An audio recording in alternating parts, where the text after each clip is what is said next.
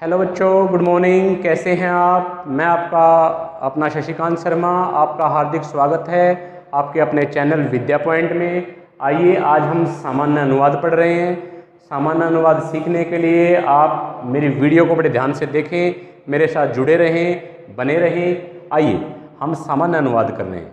हिंदी से संस्कृत में अनुवाद कैसे किया जाता है? जब बच्चा 6th में पहली बार संस्कृत पढ़ता है तो वह छोटी छोटी बातें उसके लिए बिल्कुल, ये मान लीजिए, बिल्कुल नई होती हैं। तो आज हम आपको बिल्कुल प्रारंभिक स्तर से पढ़ा रहे हैं, शुरू से पढ़ा रहे हैं कि अनुवाद हिंदी से संस्कृत में जब करते हैं तो उसके लिए क्या क्या बातें हमें ध्यान में रखनी है। आइए बेटा देखो, सबसे पहले अनुवाद करने के लिए आपको पुरुष का पता होना चाहिए। पुरुष, ठीक है। पुरुष बेटा 3 प्रकार के होते हैं। एक तो होता है प्रथम पुरुष,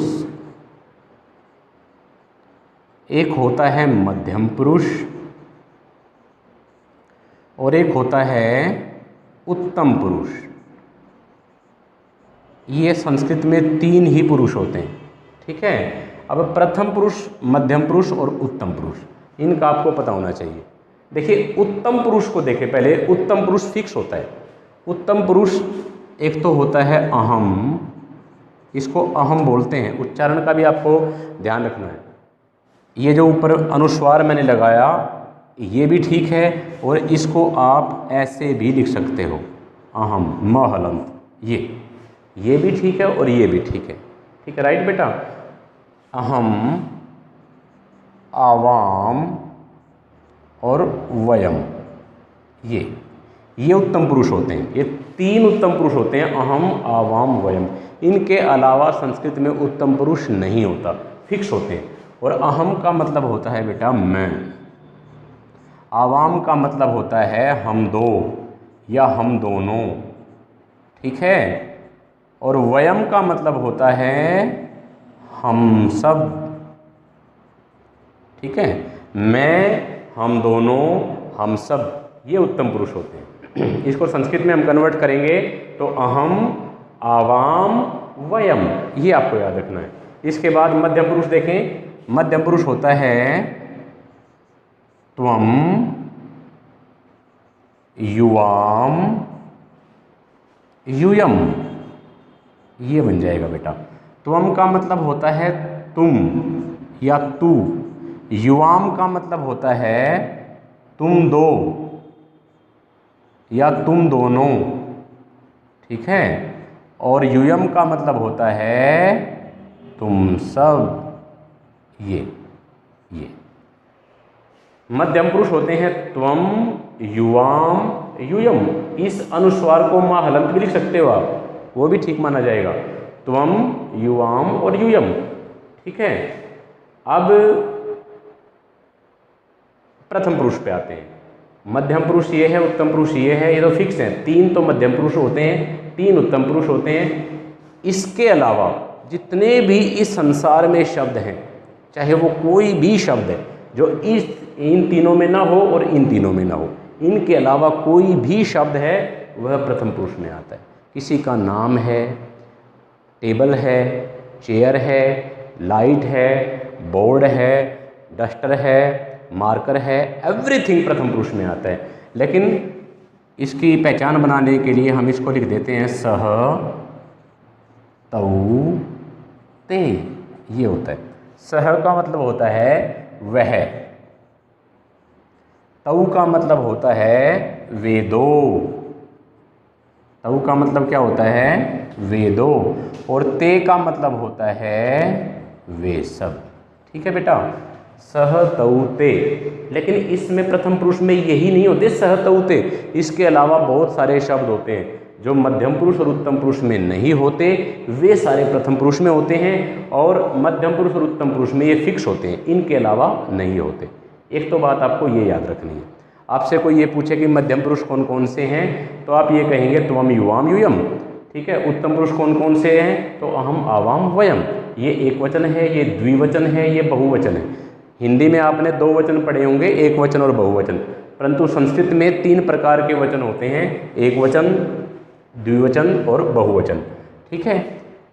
ये होते हैं। अहम भी ये एक वचन है, ये द्विवचन है और ये बहुवचन है। ये कॉन्सेप्ट आपको क्लियर होना चाहिए। इसके बाद एक धातु आपको आनी चाहिए।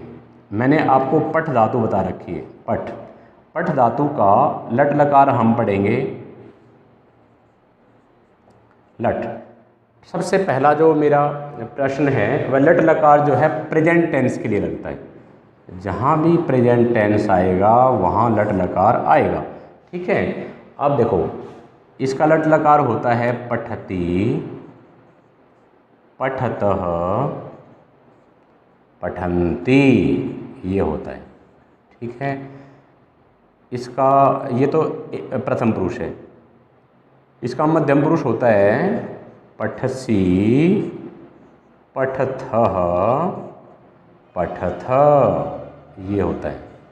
और इसका उत्तम पुरुष होता है पठामि, पठावह, पठामः, ये बन जाएगा। ठीक है बेटा, ये आपने क्या करना है, इनको जो ये पुरुष हैं इनको इनके साथ जोड़ना है। ठीक है, अब आपसे कोई ये पूछे कि मैं पढ़ता हूँ, इसकी संस्कृत बनाओ। सपोज करो मैं पढ़ता हूँ, इसकी संस्कृत बनानी है। संस्कृत बनाने के लिए आपको दो चीज़ स्पेशल याद रखनी है। एक तो सबसे पहली चीज़, सबसे पहला जो कॉन्सेप्ट है वह है टेंस। टेंस कौन सा है? Present tense. पढ़ता हूँ, प्रेजेंट टेंस के लिए एक लकार बना रखा है, ये पूरा लकार प्रेजेंट टेंस के लिए आता है। ठीक है, यानी पठ धातु का लट लकार आएगा। जब आपको ये पता लग गया लट लकार आएगा, तो लट लकार में तो 3 और 3 6 और 3 ये 9 वर्ड है। अब इनमें से कौन सा आएगा उसका पता चलेगा आपका सब्जेक्ट से। सब्जेक्ट है मैं, उत्तम पुरुष। ये देखो म कहाँ आता है? उत्तम पुरुष का एक वचन है म। तो म को संस्कृत में कहते हैं अहम, और ये अहम उत्तम पुरुष का एक वचन है। तो इसके उत्तम पुरुष का ये प्रथम पुरुष है, ये मध्यम पुरुष है, ये उत्तम पुरुष है, ये आ जाएगा अहम पठामी हो जाएगा। ठीक है, यदि होता कि हम दोनों पढ़ते हैं तो हम दोनों उत्तम पुरुष का द्विवचन है, फिर ये उत्तम पुरुष का द्विवचन आ जाता पठावह। यदि होता हम सब पढ़ते हैं तो फिर ये हम सब है उत्तम पुरुष का बहुवचन, तो फिर ये उत्तम पुरुष का बहुवचन पठामह आ जाता। ठीक है, यदि यहाँ मैं की जगह तुम होता, तुम पढ़ते हो, तो तुम जो है मध्यम पुरुष का एक वचन है, तो मध्यम पुरुष के एक वचन के साथ ये पठसी आता। यदि तुम दोनों होता तो फिर ये पठथ आता, युवाम पठथ। और यदि यूयम होता, तुम सब पढ़ते हो, तो फिर ये आता।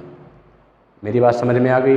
और यदि होता सीता पढ़ती है या गीता पढ़ती है, तो सीता ना इसमें है कहीं, ना इसमें है। और मैंने आपको बताया था जो मध्यम और उत्तम में नहीं होता वह प्रथम में होता है पक्का। तो सीता प्रथम में जाएगी, और सीता सिंगल है, एक वचन है, तो फिर प्रथम पुरुष का ये पूरा प्रथम पुरुष है, इसका एक वचन आ जाएगा सीता पठती। सीता और गीता पढ़ती हैं। अब सीता और गीता इनमें नहीं है, इसका मतलब दो हैं, द्विवचन है, तो फिर सीता गीता च पठतः आ जाएगा। ठीक है, और यदि वे बहुत सारी हैं तो फिर पठंती आ जाएगा। ये बेटा एक तरीका होता है सामान्य अनुवाद का, आपको ये पता होना चाहिए। जिसको ये कॉन्सेप्ट आता है उसको कोई दिक्कत नहीं है। ठीक है, ये तो था लट लकार। इसके बाद अगला जो लकार मैं आपको अगली वीडियो में पढ़ाने वाला हूँ दृढ़ लकार। आज का आपका सामान्य अनुवाद ये था, शुरू में बेसिक ये है। एक चीज़ और कि एक संस्कृत में हलंत और विसर्ग इनका बहुत अच्छे से प्रयोग होता है, इनके बिना संस्कृत नहीं चलती। हलंत और विसर्ग वाले शब्दों का उच्चारण कैसे करना है, देखिए जैसे मैं ये 3 कंडीशन लिख देता हूँ, राम,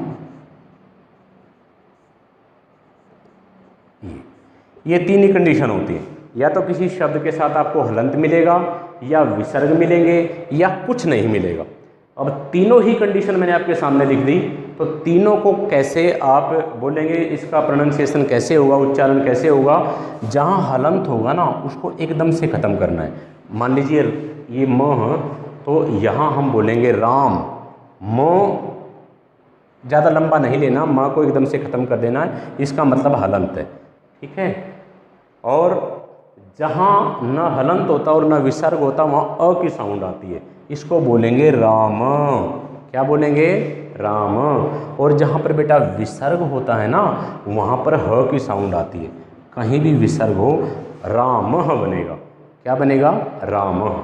अब देखो ये जो मैंने बोला था पठती, पठतः, यहाँ पर विसर्ग है, पठन्ति, पठसी, पठथः।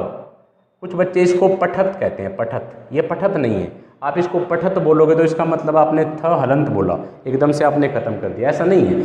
जहाँ कुछ भी नहीं होता वहाँ अ की साउंड आती है। वहाँ किसकी साउंड आती है? अ की। ये बनेगा पठथ।